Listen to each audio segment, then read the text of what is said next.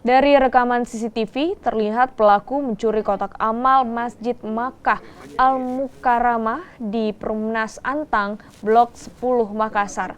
Pelaku beraksi seorang diri masuk ke dalam masjid pada siang hari.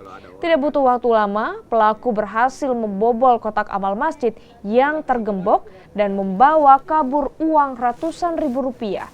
Aksi pencurian ini baru diketahui saat salah seorang pengurus masjid curiga dengan gembok kotak amal yang hilang saat akan menyalakan kipas angin.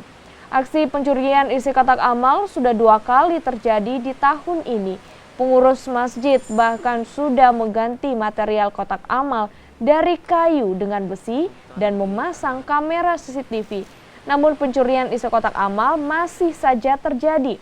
Kasus ini juga dilaporkan ke Polsek Manggala, Makassar. Saat ketahuannya setelah teman ini yang mau menghidupkan kipas angin, kebetulan kipas angin itu ada di atasnya celengan. Dia lihat bahwa ini hilang gemboknya ini. Jadi sepakat teman-teman setelah kita sholat asar kita buka CCTV.